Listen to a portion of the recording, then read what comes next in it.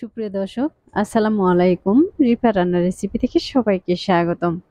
আজ আমি আপনাদের মাঝে শেয়ার করব শুধুমাত্র একটি ডিম আর ১ কাপ আটা দিয়ে তৈরি খুবই সুন্দর একটি নাস্তার রেসিপি। এই নাস্তাটি আপনারা কিন্তু ঝটপট বানিয়ে নিতে পারবেন। নাস্তাটি বানাতে কিন্তু খুবই কম সময়ে লাগে। আশা করছি আমার আজকের এই রেসিপিটিও আপনাদের কাছে খুবই ভালো লাগবে। আর রেসিপি ভালো লাগলে ভিডিওতে অবশ্যই একটি লাইক দিয়ে শেয়ার করার অনুরোধ রইল। আর আমার চ্যানেলটি এখনো সাবস্ক্রাইব করে না থাকলে চ্যানেলটি সাবস্ক্রাইব করে আমাকে সাপোর্ট করবেন। তাহলে আর কথা না বাড়িয়ে চলুন মূল রেসিপিটি দেখে নেই। আজকের এই রেসিপিটি বানানোর জন্য প্রথমে আমি নিয়ে নিচ্ছি একটি ডিম। আর ডিমটা যদি ফ্রিজে থাকে তাহলে অবশ্যই আধা ঘন্টা আগে বের করে রাখবেন।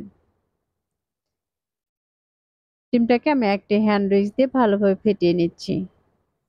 হ্যান্ড উইক্স দিয়ে ফেটালে কিন্তু ডিমের ভিতরে যে সাদা লাঞ্চ এগুলো কিন্তু থাকবে না, এগুলো কিন্তু খুব সুন্দরভাবে মিশে যাবে। এখন আমি দিয়ে দিচ্ছি ২ টেবিল চামচ পরিমাণে চিনি। চিনিটা দিয়ে আমি এই ডিমের সাথে আবারও ভালোভাবে মিশিয়ে নিব। চিনিটা যতক্ষণ না গলে যাবে ততক্ষণ পর্যন্ত আমি এভাবে মেশাতে থাকবো।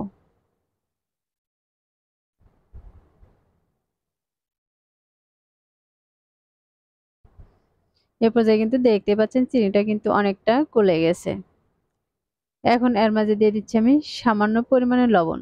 যেকোনো মিষ্টি খাবারে লবণ দিলে কিন্তু মিষ্টির টেস্টটা আরো বেড়ে যায়। আর তার সাথে দিয়ে দিচ্ছি আমি ২ টেবিল চামচ পরিমাণে সাদা তেল বা রান্নার তেল। তেল দিয়ে আমি ডিমের সাথে আবারও হ্যান্ড উইক্স দিয়ে ভালোভাবে ফেটিয়ে নিচ্ছি। তেল আর ডিমটাকে ভালোভাবে মিশিয়ে নিতে হবে। আমি এটাকে ১ থেকে ২ মিনিটের মতো এভাবে মিশিয়ে নিয়েছি। আমার এগুলো মেশানো হয়ে গেছে। এখন এর মাঝে দিয়ে দিচ্ছি আমি ১ কাপ পরিমাণে আটা। আপনারা চাইলে আটার পরিবর্তে ময়দাটাও দিতে পারেন। আর দিয়ে দিচ্ছি সামান্য পরিমাণে বেকিং পাউডার। এবার হাত দিয়ে ভালোভাবে সবগুলোকে মিশিয়ে নিব। মিশিয়ে একটি ডো বানিয়ে নিব। এই ডোটা কিন্তু খুব বেশি শক্ত বানাবো না, আবার খুব বেশি নরমও বানাবো না। সফট একটি ডো বানিয়ে নিব। দেখতে পাচ্ছেন এগুলো কিন্তু আমি হাত দিয়ে খুব সুন্দর করে মিশিয়ে নিচ্ছি। মিশিয়ে এটাকে কিন্তু আমি একটি সফট ডো বানিয়ে নিব। এই ডোটা কিন্তু একটু নরম রয়েছে, যে কারণে এর মাঝে সামান্য পরিমাণে আটা দিয়ে দিচ্ছি। আটাতে এগুলো কিন্তু আমি আবারও ভালোভাবে মাখিয়ে নিচ্ছি। মাখিয়ে আমি একটি ডো বানিয়ে নিয়েছি। এখন কিন্তু এখান থেকে আমি কিছুটা পরিমাণে ডো নিয়ে নিব। আপনার নাস্তাগুলো যদি ছোট সাইজ বানাতে চান তাহলে ডোর পরিমাণ কম নেবেন। আর যদি নাস্তাগুলো আরো বড় বানাতে চান তাহলে আরো বেশি পরিমাণে নেবেন। এবার হাত দিয়ে চেপে চেপে একটু গোল করে তারপর ২ হাতের তালুতে দিয়ে একটু গোল করে নিচ্ছি।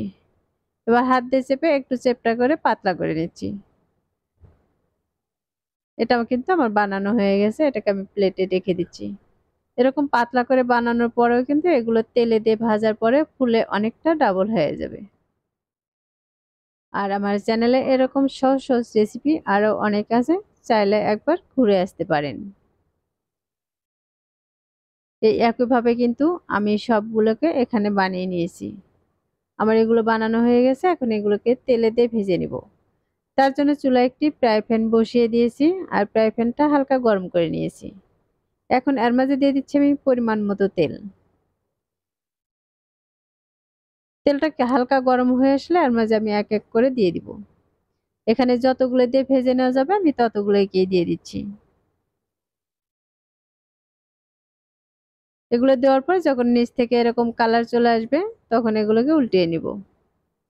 এগুলো কিন্তু দেওয়ার সাথে সাথে উল্টানোর প্রয়োজন নেই। দিয়ে ১ মিনিটের মতো রেখে দিলে কিন্তু নিচ থেকে খুব সুন্দর একটি কালার চলে আসবে।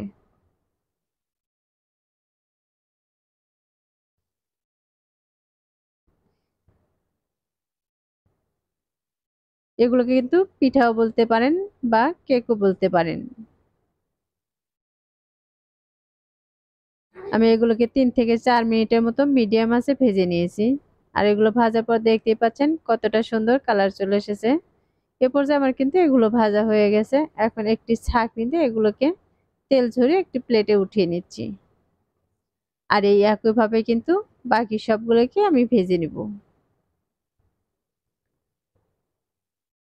আমি সবগুলো ভেজে এখানে উঠিয়ে নিয়েছি। আর এগুলো উঠানোর পর দেখতেই পাচ্ছেন কতটা সুন্দর হয়েছে। দুপাশে কালারটাই কিন্তু খুবই সুন্দর এসেছে। এবার আমি এখান থেকে একটি ভেঙে দেখিয়ে দিচ্ছি এর ভিতরটা কতটা সুন্দর হয়েছে। তাহলে দর্শক দেখতে পাচ্ছেন এর ভিতরটা কিন্তু খুবই সফট হয়েছে আর উপরটা কিন্তু একটু ক্রিস্পি বা মুসমুসে।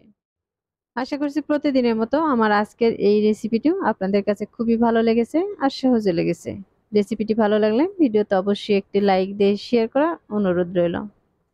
তাহলে আর কথা না বাড়িয়ে আজকের মতো এখানেই বিদায় নিচ্ছি। সবাই ভালো থাকবেন, সুস্থ থাকবেন আর আমার নিয়মিত রেসিপির সাথেই থাকবেন।